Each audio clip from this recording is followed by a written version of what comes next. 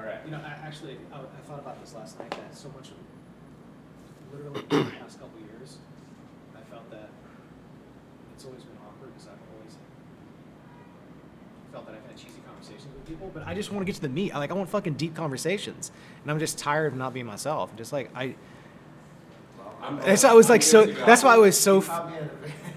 All right. If you want to do an intro, do it to that camera.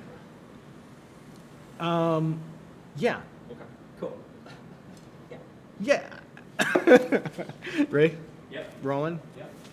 I'm here with Sam Jacobs, who is the founder of Revenue Collective, and in a circle of this rare species of Yodas. Does Yoda have a species? I think so. Sweet. Star Wars. Baby one and a grown one. So, Sam, we've known each other for the past couple years, and as I was getting, a business off the ground, just really had some good insights over the past couple years, but we've never had a chance to sit down and do a vlog episode. So this is really about diving into Sam's life, learning all the fun and interesting twists that he's had, but then also find some very tactical things that you can apply from his experience building a global community and how that can be applied to the private equity community, the M&A community, broadly speaking. Did I leave anything out? All right, let's go.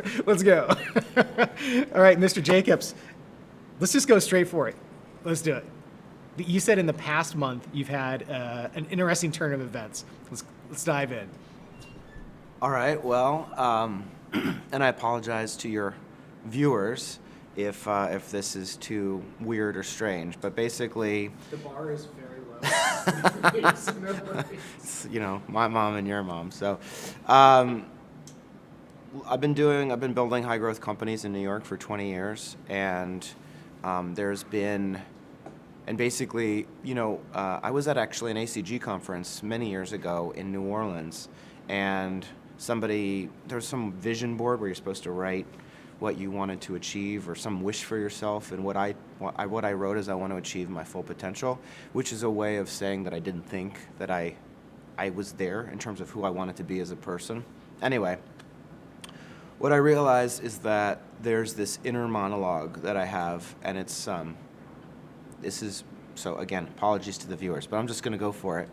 It's foundational. The way that the things that happen to you in childhood are very early age, the feelings that you have that kind of calcify into, it's like a water reservoir through which all of things flow. And what I mean by that is all of your thoughts, all of your inner monologue, all of the way that you view the world is formed at an early age. It's through a filter.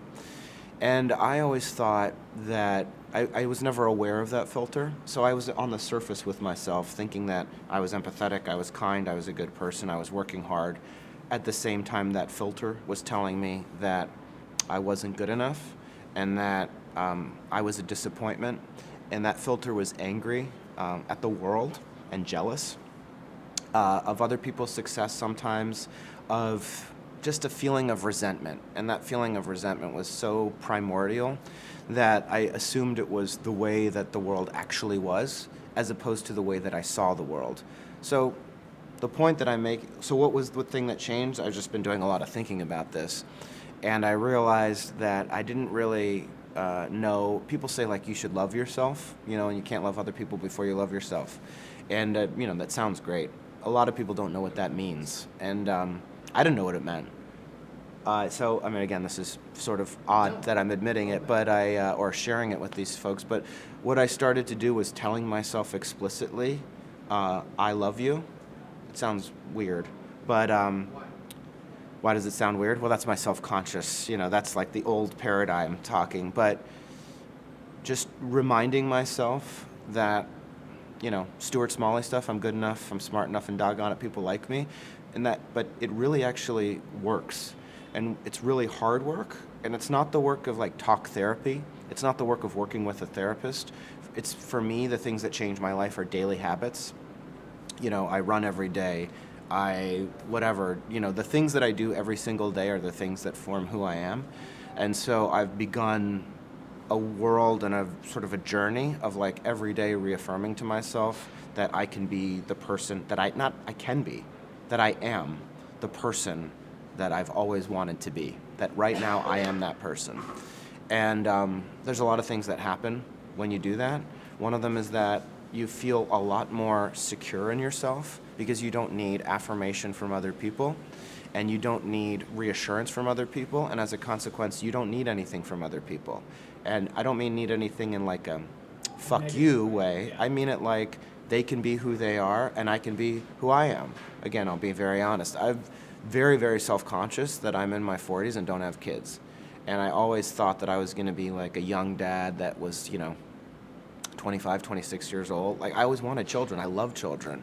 And I'm in New York, and I see these people's perfect lives, or what I perceive to be their perfect life. And I have so much. I have incredible things in my life. And all I could see was that's the one thing I don't have. And I realized that it's okay. Like, everybody's journey is okay. And I'm right where I'm supposed to be, which, again, sounds like Oprah stuff. But I really, truly mean it. And again, what happens when you feel that way is, first of all, you can bring your best self to every interaction. You can really root for other people's success and genuinely believe it.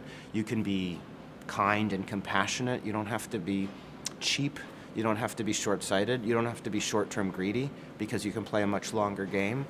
And I think it just releases a burden from yourself that might otherwise be there. So that point about feeling comfortable with where you are at, I think is quite poignant. And it makes me think about the past couple of months when it might be a Sunday at 9 a.m. and I have this thought, I'm 4 proposals behind. I didn't do this, I didn't do that. I don't know where it came from, but I've started to say, like, you're at where you need to be. Just focus on what you need to get done today. Focus on the family. Focus on what you think you can accomplish. And there's been this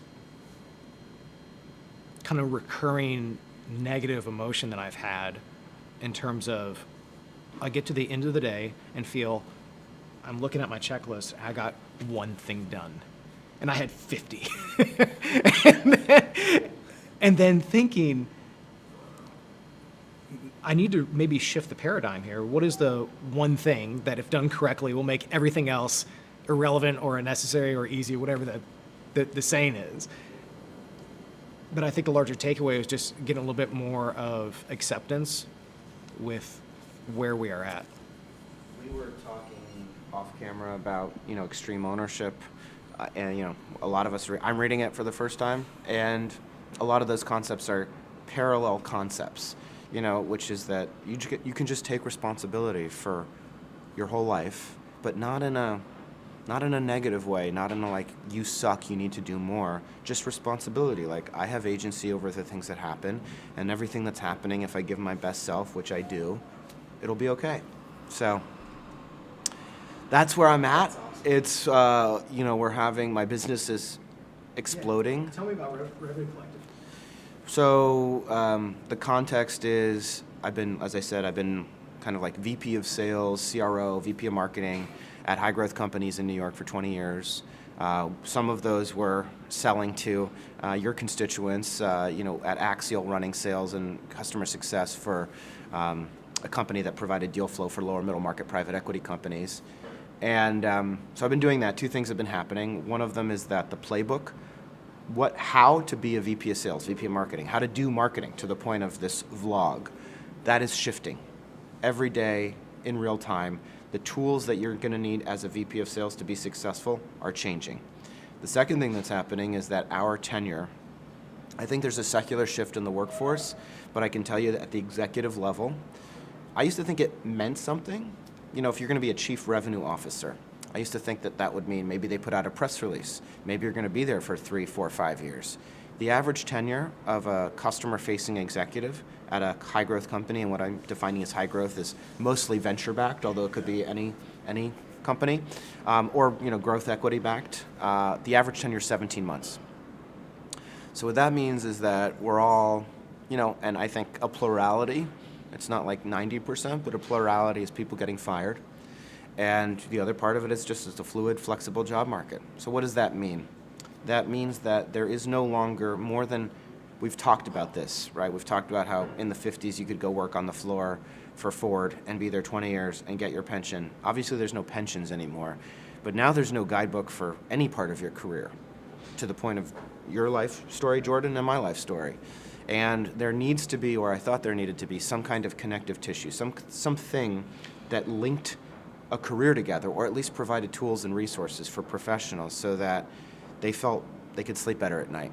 They knew that they had the jobs that they wanted, they had the tools that they needed, they had the community that they needed, so that they could be the best selves at work, but also so that they could not worry if they got fired because they have opportunities available to them. So that is a long way of saying, what is Revenue Collective? Revenue Collective is a community of customer-facing executives all over the world that come together to share best practices, to support each other in their career development, to get jobs, to negotiate more effectively for those jobs, and to globalize and share at an accelerating rate all of the tools, all of the resources, all of the services that people need. How big is it now? It's global.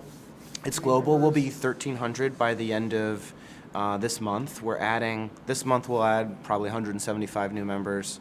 A year ago we were 100 folks. It's, for the folks out there that are curious about the business model, it's a recurring revenue business. I am a big fan of those. People pay monthly dues or annual dues. We have a few other revenue streams, but it's fairly cut and dry. We are profitable. We haven't received or require any outside funding.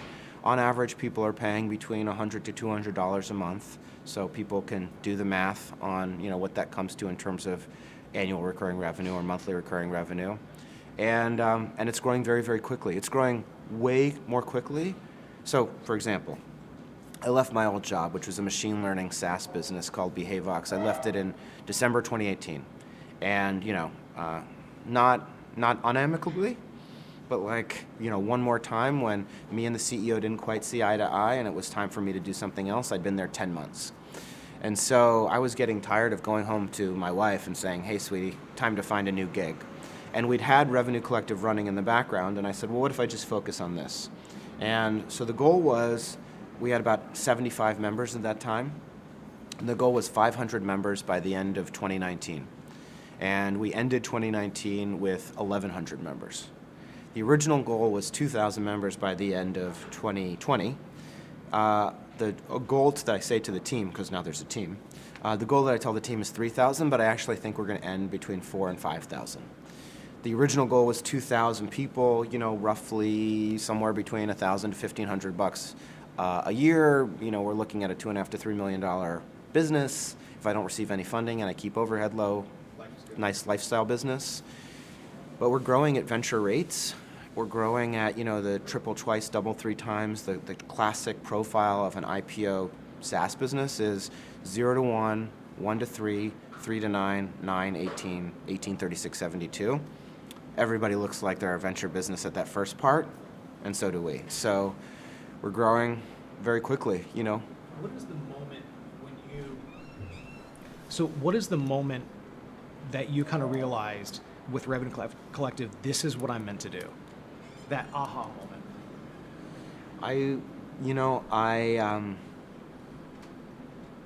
I don't know that there was one moment. The beautiful thing, the thing that I'm so grateful for about Revenue Collective is I joke with my wife, I say it's Sam as a service. It is the embodiment of my belief system about helping other people, about making sure that all of the constituents around the cap structure and the cap table, all of the people that help create value for an enterprise, all of those people are served well, not just the investors and the CEOs. And it is such an embodiment of my belief system. That's why I'm not so worried that I won't know what to do when it becomes bigger, because I'm just going to do the same thing I've always been doing, which is stay true to what I believe and stay true to my mission. I think the first inflection point was way before Revenue Collective, was actually in 2017. Another job that I didn't work out, where I was Chief Revenue Officer of the Muse. And I left that company in October of 2017, and I said to myself, I'm going to create new revenue streams for myself that are not dependent on other people because I am becoming worse and worse at working for other people. And that is when I first monetized Revenue Collective. We started charging dues January 1, 2018.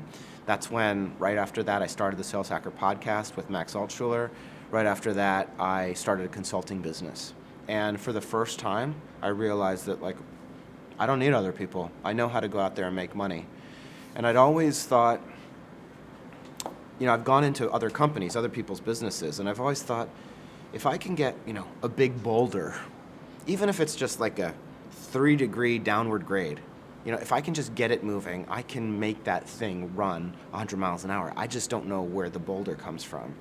And what I mean by that is some kernel of traction, some business idea that warrants further momentum. Once there's that, now in the past, other people had that. They were the owners of that. Peter Lehrman started Axial, and Mark Gerson and Thomas Lehrman and Alexander Saint-Amand started Gerson-Lehrman Group. So other people had that kernel. So now with Revenue Collective, I finally found something that is my kernel that now I can shove it down the hill and get it going 100 miles an hour.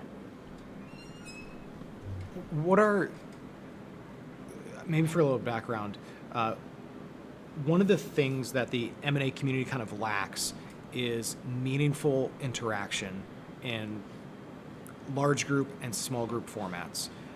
I think that some of the organizations out there, such as ACG, Opus, et cetera, bring people together. One of the things I've felt has been lacking is kind of meaningful interaction and building community as opposed to transactions. Let's go do our what's it called? The date, not date night. Let's do our private equity speed dating, right. And it's going to be in this set time before we go to the big conference. Now, it's a good way to, number one, to get people into a room. But one of the things that I've really longed for in the M&A community is a sense of community where you can build meaningful relationships and have a forum to do that, and also to leverage online platforms like LinkedIn to create meaningful interaction that's more than just a congrats. And so I'm curious to know, what are some of the key principles that you think you found or discovered through building a successful global collective of revenue leaders? So I will share with you, and this is good stuff here. So if you're out there, you can apply these if you are in this world. So the first thing that happens is there's a couple principles here. The first is that community, to be in a community, you need to self-identify. The members need to self-identify as being members of that community. Otherwise, it's an audience. So a lot of people think that by building up an email list of 1,000 people, or I release a podcast and people listen to it, and they say, that's our community. No, it's not. That's your audience. That's fine. The community needs to interact with itself, and they need to raise their hand and say, I am a member of this community. So that's first thing. So what makes people want to do that? I think one of the things I've found, because I have been to a lot of ACG events, and I have been to Opus events, the diversity of function at these events impedes the ability to create viable community. So within Revenue Collective, there's lots of people that are not allowed to join. Here are the people that are not allowed to join. Founders and CEOs, any kind of institutional investor, anybody that's not below a vice president level title at an operating company, no service providers. So no search firms, the obvious people that would want to join, no consultants, the obvious people that would want to join. They would want to sell stuff to this community. We keep it very, very pure. And that means that those people can interact with each other in really meaningful ways because they all have something in common. And they're not, every time I went to an ACG event, I love ACG, but you never know who you're going to sit down at, those big Peyton Manning giving the keynote speech, or, Stanley McChrystal or whatever. And you sit down at one of those big tables in some big Hilton in Orlando, and you just have no idea who's going to sit next to you. And most of them are going to be other service providers. They're going to be people, and everybody's looking for the one person that's like, hi, I'm the GP. Yeah. I am the actual sponsor. I am the financial sponsor. Or I work at Harris Williams. I'm actually an investment banker. I am not an accountant, a life insurance person, a weird, I don't know, some strange financial product that somehow relates to that. So one of the things you need in the community is you need homogeneity. And then the other thing that, and I don't mean about, obviously nothing demographic, right? We want women, people of color, all of the underrepresented groups. For example, this community is only independent sponsors. We will not have outside people inside this identity, inside this tribe. It is the tribe of independent sponsors. That's right. And then, of course, it's private equity. So I think ACG charges a lot, but you have some skin in the game. They all have skin in the game. Everybody pays, right? They pay something, and that's to confirm their meaning. So that's one thing is homogeneity, the similar type of person. The organizing principle is that to be a community, people need to self-identify. The third thing I would say is exactly the point that you made. I'm not sure LinkedIn is the right platform, but the reason I was so excited about Axial was because we'd go to these ACG events, and then you wouldn't see, I forget the people's names, and I don't want to butcher them now, but you wouldn't see those BD people again for 3 weeks, and then you'd see them in Detroit. But there wasn't an online platform. One of the things that I've always thought is events, in-person interactions are super powerful, but there needs to be, I use this word a lot, connective tissue. And the connective tissue is the internet. So, again, here's something you should do if you're listening. We have a Slack community. Slack's better than LinkedIn because it's purely built around messaging. And if the same types of people are all in one global group messaging platform that has threads, right? You have channels in Slack, so you can, if you only want to talk about marketing, you can go to that place. And if you only want to talk about Sydney, Australia, and events there, you can go to that place. But you need some kind of global interaction, and then you need curation, which means there does need to be an owner of the community, whatever you want to call that person. There needs to be somebody that says, this is a question that somebody needs answered. I know who would be a good person to answer that question. Joe, let's make that connection. Oh, this space has been a little dormant, a little inactive. Oh, this person's selling too much and is being a little too commercial. We need to either talk to that person or have them removed. So you need aggressive, it's a garden. And like any garden, it'll become wild if it's not tended to. But if it is tended to, it can become, beautiful. So those are a few principles. I probably could think of a few more. But I guess the last thing I will say is that you have to just, here's another key mistake that people make. People are how many people have walked up to me? Again, you can do the math on $1,000 to $1,500 here, 1,300 people, plus we make sponsorship revenue. Again, we were 100 people and, $25K in ARR last year. So you can tell how quickly we're growing. Every single person comes to me and they say, you know what you should do? You should start a recruiting business. You know what you should do? You should start a fund. Wouldn't it be great? They don't understand. Play a longer game. Stop trying to extract every single nickel and every single dime from every interaction that you have with a group of people or with somebody, and play a longer game. Because I can tell you 100,000 people paying me, at that point it'll be $2,000 or $3,000 a year, is a much bigger idea. And those people are going to join because they trust me. And they trust me because every time I say, hey, I'm recommending this consultant, but just so you know, I don't receive a kickback and we have no economic interest in this introduction. And by the way, the fewer business lines I go to, so I'm grabbing at that little pot of money, the less I start a recruiting firm, the more I can partner with recruiting firms. Now I can help those people instead of competing with them. Now, which is what we're doing in Revenue Collective, I can do a jobs report in 2 weeks. By the way, last week there were 35 executive level jobs shared just within Revenue Collective Slack community, CRO, VPs of sales. But, in 2 weeks we're going to release a report that probably has 300 different jobs with some of the best recruiting firms at high growth companies in the world contributing to them actively. Why? Because I don't want anything from them. There's no money that needs to change hands. There's no success fee agreement. There's nothing. Every time you want to charge a success fee, and every single effing person in the lower middle market wants their little 1%, 3%, 5%, and there's a few people that can manage it, but you just look like everybody else. You just look like one more small-time hustler looking for just to carve out to get a little bit of those breadcrumbs. And what if you're not like that? How do you differentiate yourself? Well, you can differentiate yourself by having a true long-term vision and saying, we're not going to do that. I'm not going to start a fund. When I give you advice, you're going to know it's because you're paying me $125 a month or $80 a month or whatever your rate is. That's the money. You are paying for it. That's where you get it. There's no other incentive. And this is why he's part of the Yoda class. So let's go into a related topic on differentiation. And you have this Sales Hacker podcast. Yeah. Been crushing it. The M&A community is kind of at this version 2.0 of business development. We use email. Cool. We used that 10 years ago. Some people even have a fax number in their email signature. And vintage. And so I think that the M&A community is using old tactics and is not evolving in terms of their messaging. We're at a state now in the market where you have the commoditization of equity, debt, investment banking services, legal services. So when you're talking about originating business, what can people do that is actually different?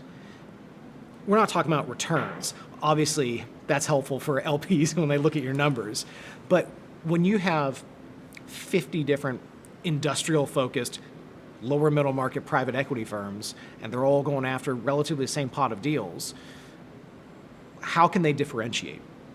So I'd love to hear kind of your thoughts about email, podcasting, and just other techniques that you think are part of the new toolkit that people need to be using in the M&A community.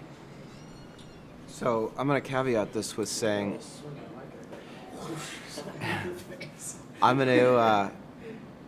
the caveat here is that the tactics that I use, the marketing, the strategies that I use, or that you might use, Jordan, it just depends who your audience is. Marketing is, most people don't quite understand what it means.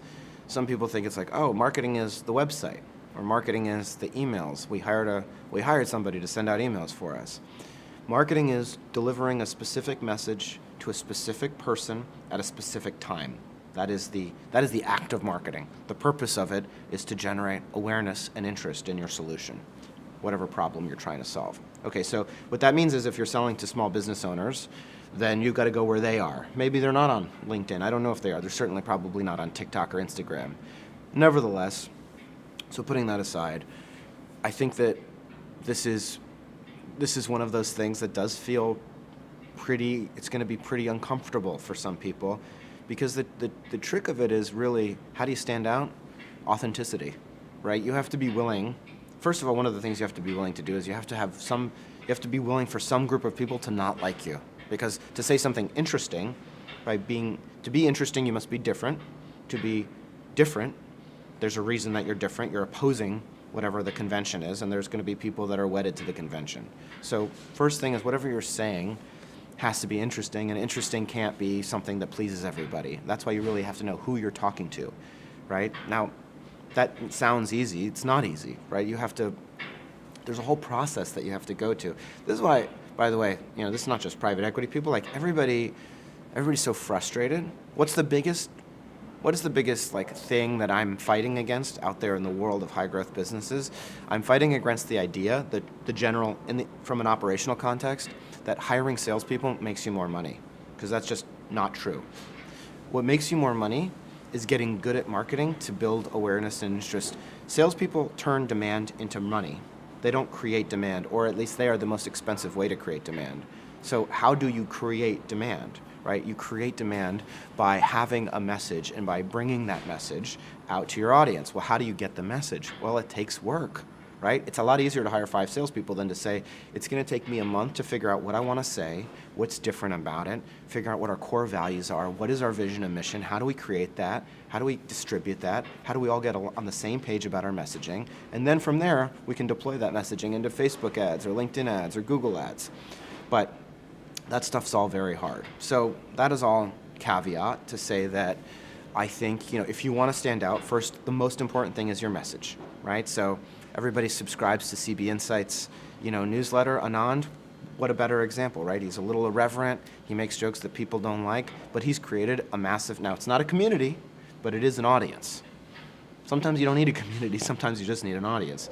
But there's hundreds of thousands of people on that email newsletter, and that's because he says, he's going to say stuff that pisses you off or that you think, maybe he probably shouldn't have said that.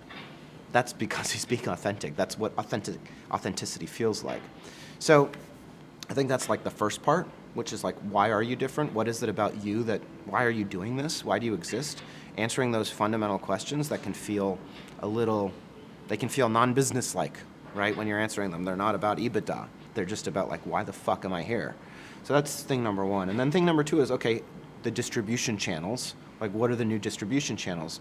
Once you realize that your job isn't, once you can define, whatever you're trying to do at a higher level than just like, where else should I go? Should I put it on TikTok or should I put it on Instagram? Then you realize you're not as beholden, right? If Slack goes away, if our Slack community becomes really noisy and not useful in Revenue Collective, it would be a pain in the ass. We're going to have to invent some new stuff.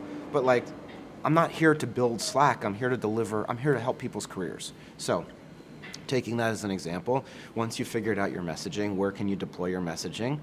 Well, I don't know. But here are some things that are interesting. So podcasting. Does the world need another podcast? I don't know if it does. It doesn't if you don't have anything interesting to say, right? It does if you do. Because once you build an audience, and even the first week we had 400, the first month we had like 2,000 total downloads, and I think it was like 400 people, and that was because I was tied to a bigger brand, Sales Hacker, at a 110,000 person email distribution list at that point. And that was April of 2018. When we launched Sales Hacker Podcast. This month we're going to do probably 45,000 total downloads. And so what's different? Nothing's different. Consistency. I have not missed a Tuesday ever. Ever. I have not missed a Tuesday ever. So if you are willing to play a long game and say, I'm going to do this podcast not because I'm expecting a return, which is all of marketing, right? I'm going to do this thing because I believe in it and it brings value to my audience or my community, and I'm going to do it for 10 years, and that's okay. Once you do that, you'll be surprised at how quickly it happens. It might happen in 2 years. It will not happen in 3 months, but it might happen in 2 years. So I've been doing this thing. I just don't miss a Tuesday. That's thing number one. Thing number two is I'm my authentic self. Thing number three, I have subject matter expertise when I'm on that podcast. So and now people know me. What does that mean? What happens from that? Well, you get messages like, I listened to you I moved from Detroit to, this is true, I moved from Detroit to Austin, however long that drive is, and I listened to Sales Hacker Podcast on repeat all the way down. I want you to think of, what is that like? Or people are listening as they're on their morning jog. You're in their ears. Literally, your voice is in their ears. What is more, it's like you're whispering. Like, that's intimacy. So that's why I think podcasting is so cool if you have something interesting to say, because it is such a direct connection. And I'm sure there are MAGA people out there in your community, but I am a Crooked Media fan, Pod Save America, which is, this lefty, I'm sorry, whatever you think about them, but I like them. They're kids that work for the Obama administration. But I know those guys. I listen to Pod Save America. I know Jon Favreau and John Lovett and Tommy Vitor, and I know them. That's the power of podcasting. So this reminds me about, I was at an ACG Orange County recently, and there was a managing shareholder at a respected law firm, and he said something to the effect of, I've probably had like 2 conversations with you, but out of this entire crowd here, I feel like I know you the best. And it's because of the content that you're producing online. And that was quite impactful. It just made me think, like, number one, I get to actually form a meaningful connection.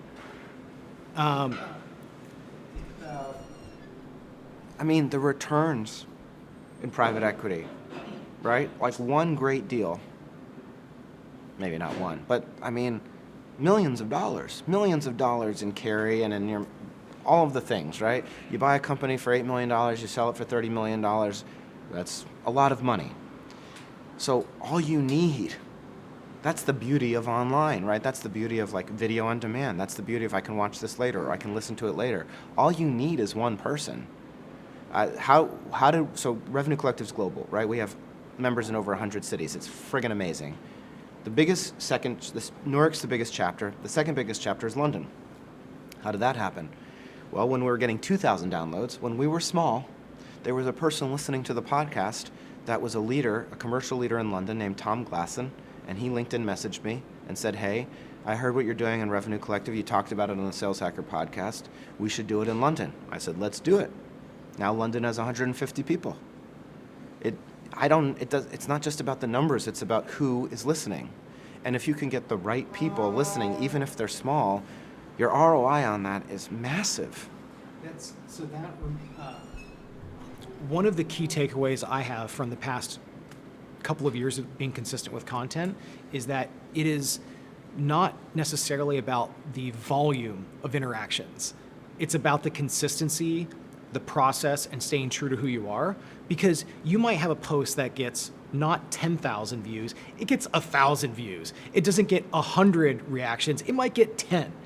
But you know who might not have liked, might not have commented, but they saw it? That one person who hits you up because of that post, or you see them in 2 months and they say, I've been following your stuff.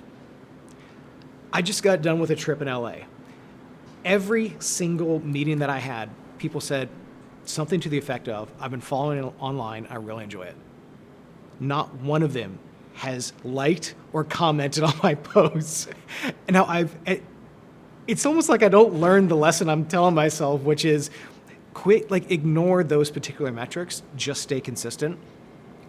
Be interesting, stay consistent, be authentic. The right people are going to see it.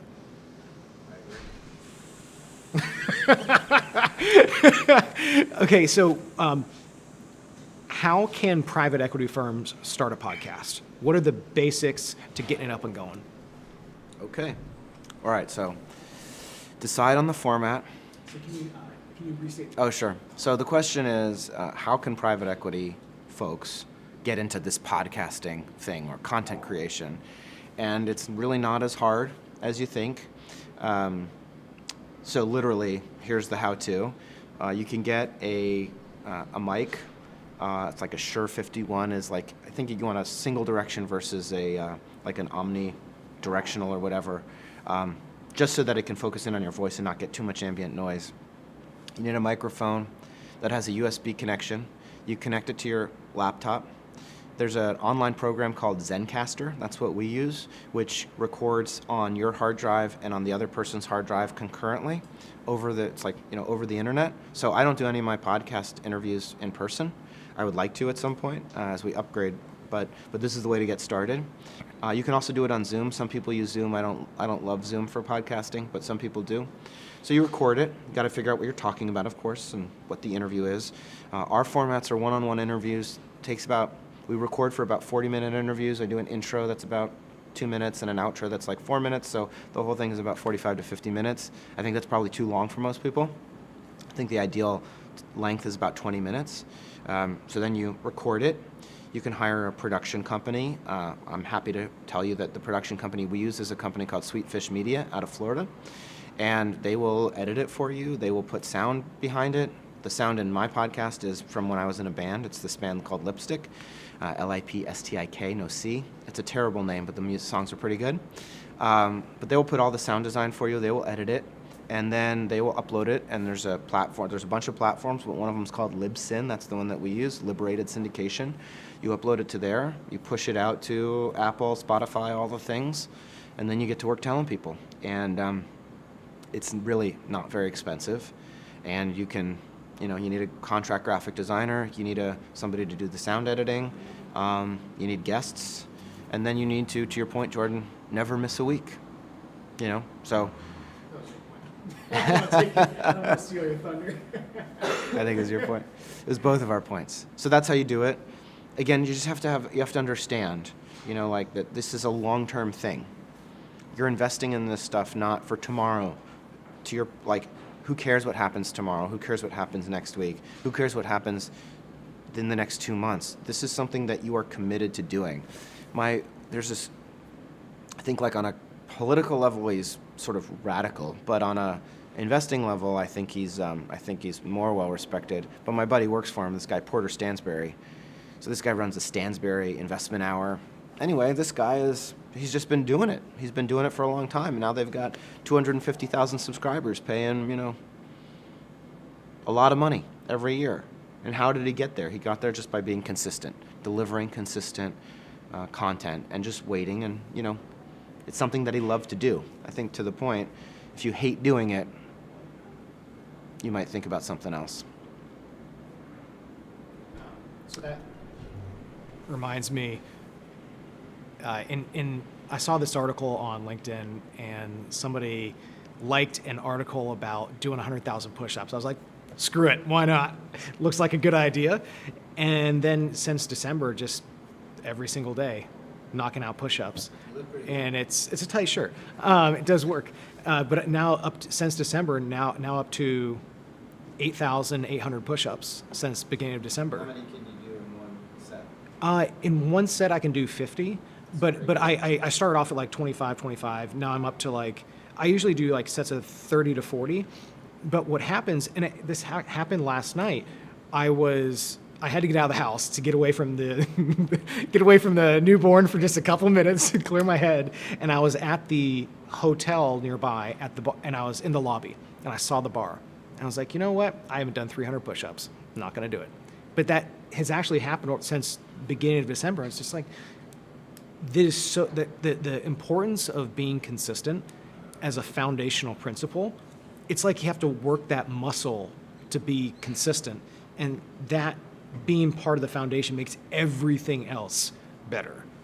And it's almost like develops this framework of life, because I'm typically inconsistent, and this has helped me to learn how to be consistent. You have to pick a few things. You have to pick a few things to be consistent about. I like my resolutions for this year. They are so simple, and they are also they're not like you have to lose 5 pounds, and you weigh 180 something now, and you got to weigh 179 by X.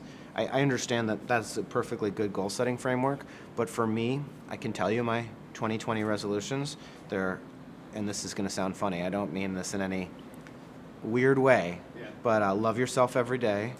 Read, write, exercise. That's it.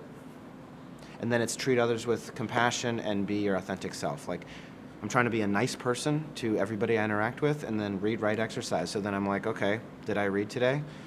Haven't read. And it doesn't matter. I'm not saying read business books. Yeah. I'm reading science fiction right now. It's write something, journal. So because I find that the act of journaling is really therapeutic for me. And I just, running is my church, and I have to go for a run every day or I go crazy. And then it's like, hey, remind yourself every day that you're awesome. You're a good person. Like, you're there. You're already there. You deserve every good thing that happens to you, because why not? You certainly deserve it as much as anybody else. There are my New Year's resolutions. I can get them done. It's really easy. That's how I can be consistent. Okay, we talked about digital marketing, talked about building community versus audience. How about the coach for everything concept? And then is there a time when back against the wall? Before we start there, is there like, what is that time when your back is against the wall, and is there an idea that you want to expand on that? Well, I think generally... Let me ask a question. Do you want time to think about it, or...? Well, I can answer. I know. It's all the same. Okay. I mean, my back was against the wall from 2010 to 2017. So, and why is that? That's because, they say divorce is for the very rich or the very poor, and nobody in the middle. And I had just made a little bit of money in 2009 when my now ex-wife filed for divorce. And that was, what else was 2009? Oh, the financial crisis. Perfect. So I went from making a lot of money at Gerson Lehrman Group to having to leave Gerson Lehrman Group, having all of the money that I made either taken away by lawyers or by my ex-wife or distributed in some way, and going to Axial, which was essentially, we call it post-revenue. Like, there were some customers, but like I took a massive pay cut. I had to dramatically change my life. And meanwhile, as we've discussed, I hadn't had any of these epiphanies. Some of these epiphanies might have made me an easier coworker, but I hadn't had them. As it is, I'm not a very good coworker. You know, I'm a better CEO than I am a VP of sales. So for those 7 years, I was in a state where my livelihood and my future, because I was not bankrupt, but I like counting debt, insolvent. You know, for those 7 years, I was having to fit a square peg into a round hole to please people that for my, just based on how I was programmed, weren't an optimal fit for me, because at that point, especially, I wasn't really good as an employee, much better as a founder. I just didn't have anything to found. I didn't have the idea. Those 7 years were nerve-wracking. And because I would go into these high-growth companies with expectations that were out of alignment, they weren't realistic. The venture capitalists didn't really understand how to produce meaningful, they don't actually know how to make money or generate revenue, at least in an operating company. They may think they do, but my experience is they do not. And I'm sitting there, you know, with targets that are too big, with people that are frustrated because we're not hitting those targets, with me frustrated, trying to help these companies grow, not having a lot, not having a big margin of error. That was 7 years. And then the thing that happened, which is to the point of the big change in my life, the first change in my life happened in 2010.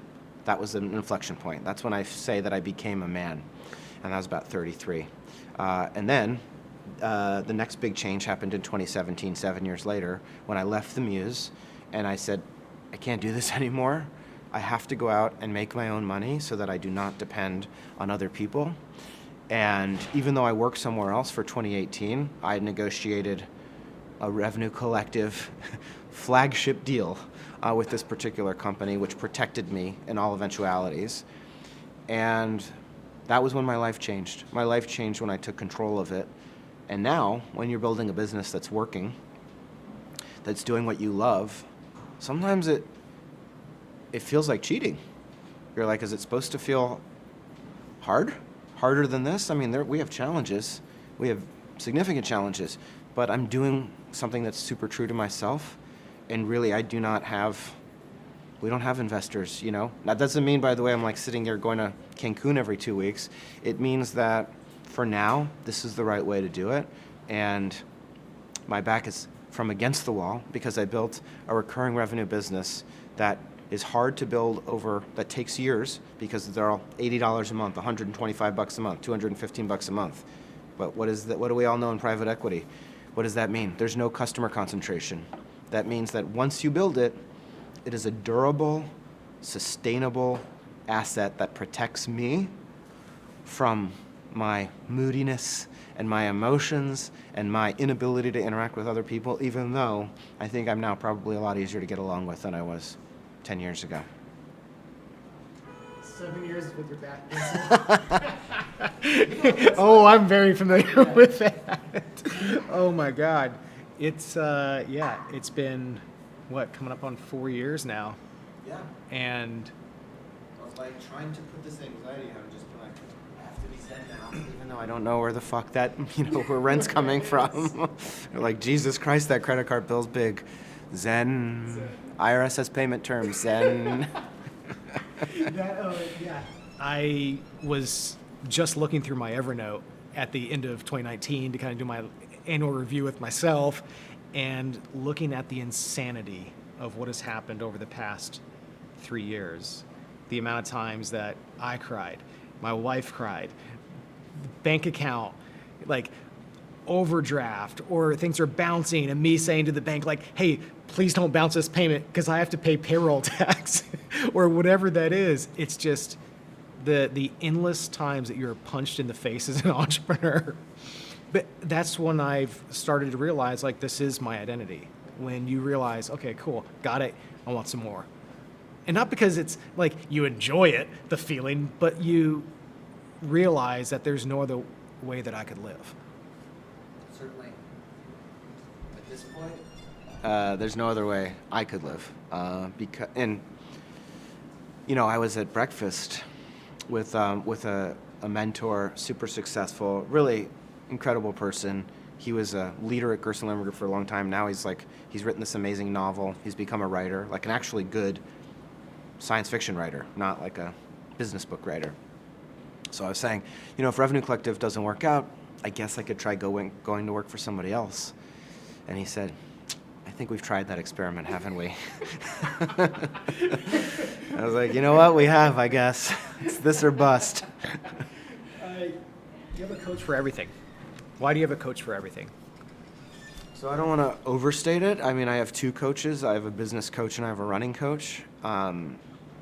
Because I want to be, the things I want to be good at, I want to be good at, and I want to do them right. And came home to me a few months ago in October, because so first I ran 2016, was it 2016? It was 2018. I ran Philly Marathon 2018. It's a beautiful course, it was a beautiful day. I thought I was in the best shape of my life.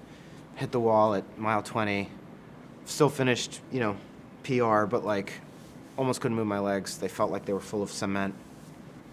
So then I reviewed my running schedule. I was like, oh, it's elevation. I was training too much on flat stuff. I need to find elevation in every run. So then I started rigorously mapping my elevation. And I was going to run New York last year, 2019.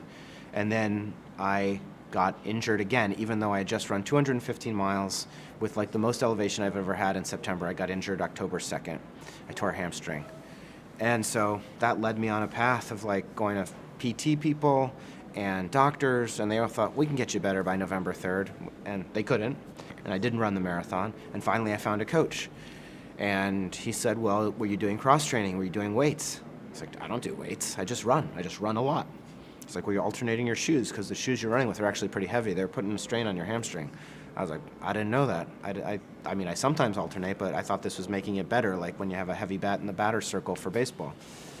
So my point is that the things I want to be good at, I want to be good at, and I know that they require guidance. Everybody needs an editor. I need somebody that knows what they're talking about so I can bounce ideas off of. That includes business. I have a business coach. I have a running coach. I was going to hire a nutritionist, but nutritionists kind of you just go there once and they remind you yeah, you shouldn't drink all the time and eat chocolate and you'll probably feel better. So, but I did see a nutritionist, but I just think I play chess a lot, but I'm not, I'm here, but I know what I would need to do to be good at chess, and it would be hire a coach and dedicate my life to it, and I do not feel like doing that. So I'm content to be average at chess, but I'm going to be good at running and I'm going to be good at business. Well, I think we hit on every important point. Let's do the ask of the market, like head of marketing, head of sales, like that commercial. Sure. Is there anything else that we haven't talked about? We're just God, I really cool. Yeah. Let's do that. So, okay, a lot of the audience here is in private equity, private credit, investment banking, portfolio company managers. How could Revenue Collective be relevant to them? So the question was, how can Revenue Collective be relevant if you're out there, you're in private equity, you're on the institutional investment side, you're a lender of some kind, or you're a banker? And the answer is, the executives at your portfolio companies, the executives at the companies, if you're a banker that you're representing, those executives can and should join Revenue Collective. Why? Particularly if it's lower middle market private equity, right? And so you've got a class of companies that are probably, even though they might be doing 2, 3, sometimes $8, $10 million in EBITDA, sometimes $20 million in EBITDA, they're probably, or there might be an opportunity, given that the playbook is changing, there might be an opportunity to modernize their sales and marketing tactics. Maybe they can get more efficient and can squeeze more EBITDA out of them. Maybe they can just expand the size of the market through different strategies. If they are not in a community that is on the cutting edge, they will never get exposure. And what happens when you're particularly if you're at a private equity company that's trying to do something with the company in 3 or 4 years, you're probably working your butt off. And the consequence there is that you might not have outside exposure, enough outside exposure. And Vistage is not going to cut it. YPO is not going to cut it. They're not modern enough. right? You need to be around people that can deliver best-in-class modern digital marketing strategies, modern sales strategies. How can you close a $50,000 deal on the phone with an inside sales team and do it with only 4 people? And so that's why they should join, because it's going to drive efficiency and it's going to drive enterprise value for their investments. Their CEOs cannot join, but Vice President of Sales, Marketing, Customer Success, Operations, COO, CRO, CMO, they can all join, they should join. RevenueCollective.com, go to the website, the bottom of the page says apply now, click there, send them my way. And you also have a podcast. Okay. Well, I think the other interesting thing is that it sounds like a lot of the members are also part of high growth companies, and at different stages in a business evolution, and being around people who are very different and facing different sales problems and revenue problems and challenges. It's good to be around that. That's it. I think it's a wrap. Good? Yeah. Cool. That was awesome.